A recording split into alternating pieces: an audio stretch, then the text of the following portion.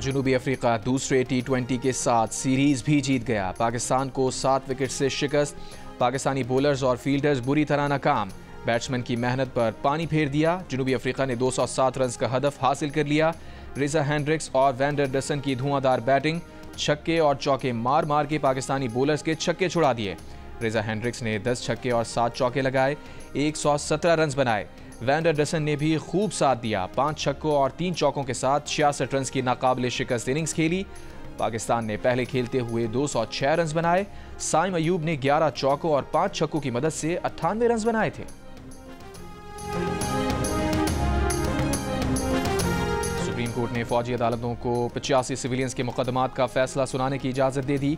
आईनी बेंच का तहरीरी हुक्मनामा जारी। हुक्मनामे में कहा गया है कि फौजी अदालतों के फैसलों का ऐलान सुप्रीम कोर्ट के फैसलों से मशरूत होगा। आईनी बेंच ने सिविलियंस के फौजी अदालतों में ट्रायल के केस की समाअत मौसम सरमा की तातीलात के बाद तक मुलतवी कर दी।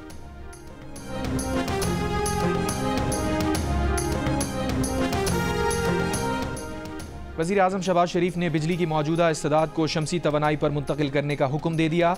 कम बिजली पैदा करने वाले फरसूदा बिजली घर फौरी बंद करने और बिजली तरसील के निज़ाम में जारी इस्लाहात पर अमल दरामद तेज करने की हिदायत। वज़ीर आला पंजाब मरियम नवाज का दौरा चीन में। डिस्ट्रिक्ट यांटन में कैंसर और दीगर जीनियाती बीमारियों की दवाओं के लिए मशहूर कंपनी का दौरा। कैंसर के इलाज और दीगर उमूर पर मुफाहमत की याददाश्त पर दस्तखत। चीनी सोलर कंपनी और टेक्नोलॉजी कंपनी के दौरे, सरमायाकारी की दावत। लाहौर को पाकिस्तान का पहला जदीद तरीन स्मार्ट सिटी बनाने का फैसला।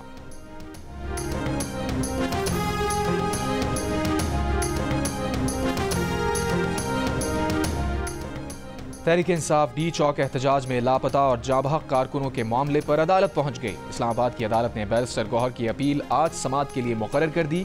दरखास्त में वजीर आजम, वजीर दाखिला, वजीर दिफा और दीगर को फरीक बनाया गया है।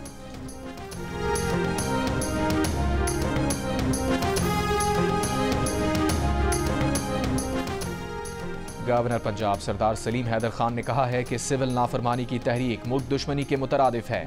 मुज़ाकरात की टेबल पर हर मसले का हल निकल सकता है। पीपल्स लॉयर्स फोरम को जवाला डिवीजन के वफ़द से मुलाकात में कहा, 26वीं तरमीम की वजह से जमहूरियत के खिलाफ काम करने वाले अनासिर का रास्ता बंद कर दिया। आईनी बेंच के क़याम में चेयरमैन बिलावल भुट्टो का तारीखी किरदार है।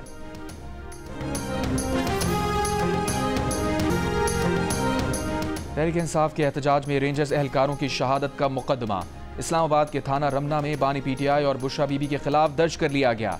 FIR में कहा गया है कि तमाम वक़ूए का मंसूबा अडियाला जेल में बनाया गया। रेंजर्स एहलकारों की शहादत का वक़ूआ बानी पीटीआई की ईमा और हुक्म पर हुआ। इस मंसूबे के गवाहान जेल के कुछ कैदी, मुशक्कती और जेल में खुफिया पुलिस के मुलाजमीन हैं। मुकदमे में अली अमीन गंडापुर, उमर अयूब, वकास अकरम, सलमान अकरम राजा, मुराद सईद, जुल्फी बुखारी, रऊफ हसन, हमाद अजहर और दीगर क़यादत भी नामजद। मुकदमे में कहा गया है कि बुशरा बीबी और दीगर मुल्ज़िमान ने वीडियो पैगाम के जरिए अवाम को मुश्तइल किया। पीटीआई क़यादत ने अवाम को फौज और हुकूमत के खिलाफ बगावत पर उकसाया, जिससे वक़ूआ हुआ। एहतजाज में ड्यूटी पर मामूर एक नामालूम ड्राइवर की गाड़ी ने 3 रेंजर्स एहलकारों को टक्कर मारी थी। महंगी बिजली पैदा करने वाले IPPs के साथ मुआहिदों में मजीद पेशरफ्त। वफाकी हुकूमत का मजीद 6 IPPs से बिजली खरीदारी के मुआहिदे ख़त्म करने का फैसला। ज़राए के मुताबिक मुआहिदों के खात्मे से मजीद 300 अरब रुपए की बचत का इम्कान। 2396 मेगावाट के 6 IPPs के साथ मुआहिदे ख़त्म किए जाएंगे। मजीद IPPs के साथ मुआहिदे ख़त्म करने से बिजली टैरिफ में कमी होगी। वफाकी हुकूमत अब तक 13 IPPs के साथ मुआहिदे ख़त्म कर चुकी। वज़ीर आज़म ने IPPs से मुज़ाकरात के लिए टास्क फोर्स कायम कर रखी है।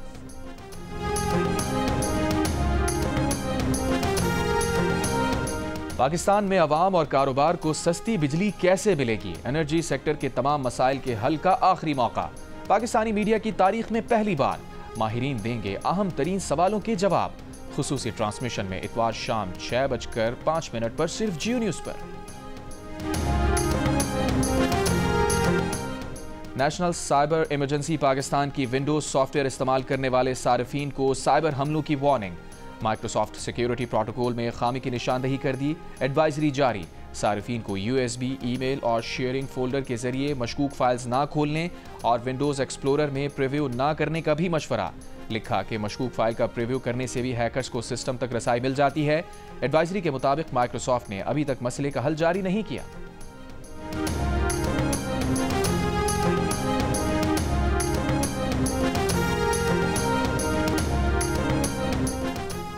बलूचिस्तान और खैबर पख्तूनख्वा में इंटेलिजेंस मालूमात की बुनियाद पर सिक्योरिटी फोर्सेस के ऑपरेशन।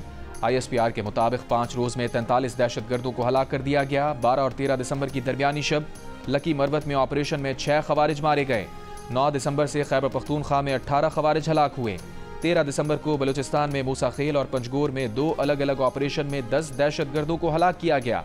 9 दिसंबर से बलूचिस्तान में 25 दहशतगर्दों को हलाक किया गया।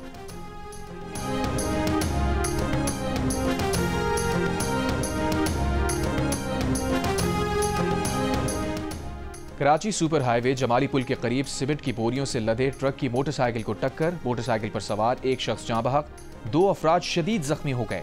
कराची के इलाके कोरंगी नासिर जंग के करीब ट्रैफिक हादसे में 6 माह का बच्चा जाँ बहक हो गया। रेस्क्यू हुक्काम के मुताबिक गाड़ी ने मोटरसाइकिल सवारों को टक्कर मारी। माँ की गोद से बच्चा सड़क पर गिर गया। कराची के मुख्तलिफ इलाकों में हादसात के बायस रवां साल 480 अफराद जान से जा चुके हैं। कराची के इलाके गुलिस्तान जौहर में डकैती के दौरान मज़ाहिमत पर ऑनलाइन मोटरसाइकिल सर्विस का राइडर जाँ बहक हो गया।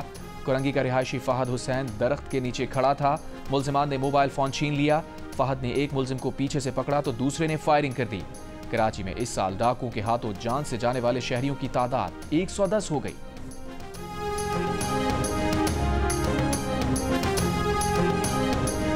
वफाकी वज़ीर इत्तलात अता तारर ने सोशल मीडिया रेगुलेटरी फ्रेमवर्क बनाने के लिए टास्क फोर्स के क़याम की तजवीज़ दे दी।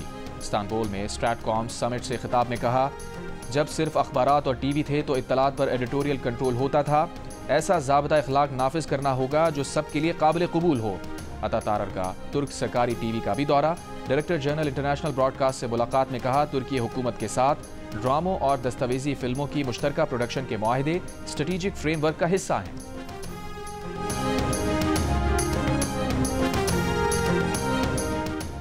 गवर्नर सिंध कामरान खान रिसोरी का चीन के सफारत खाने का दौरा। गवर्नर सिंध और चीनी सफीर की मुलाकात। बाहमी ताउन के फरोग पर गुफ्तगू। सिंध में सनती जोन्स में चीनी फैक्ट्रीज के क़याम पर तबादला ख्याल किया गया। कराची सर्कुलर रेलवे मंसूबे में चीन के वसी ताउन। पाकिस्तान स्टील मिल्स की बहाली के लिए चीन की सरमायाकारी पर भी गुफ्तगू। गवर्नर सिंध ने सनती तरक्की के लिए चीन के ताउन पर इजहार तशक्कुर किया।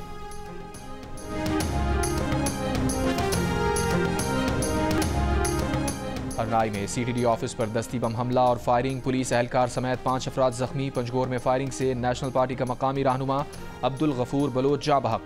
खारान में मुलजिमान जेर तामीर इमारत के करीब 2 दस्ती बम फेंक कर फरार हो गए। कोई जानी नुकसान नहीं हुआ। आज़ाद कश्मीर में धुआं हाड़ी गल्ला के जंगलन में लगने वाली आग पर काबू नहीं पाया जा सका। महकमा जंगलात का अमला मकामी अफराद के साथ मिलकर आग बुझाने में मसरूफ। आग से सैकड़ों दरख्त जल गए।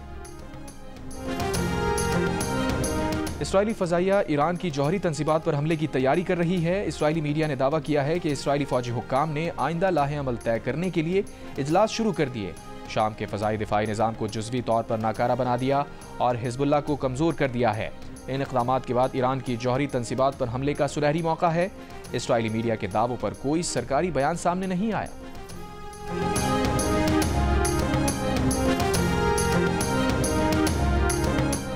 और बांग्लादेश के खिलाड़ी शकीब उल हसन का मशकूक बोलिंग एक्शन। इंग्लैंड में बोलिंग से रोक दिया गया। शकीब उल हसन का बोलिंग एक्शन काउंटी चैंपियनशिप में रिपोर्ट किया गया था। शकीब उल हसन बोलिंग एक्शन क्लियर होने तक इंग्लैंड के किसी इवेंट में बोलिंग नहीं करा सकेंगे।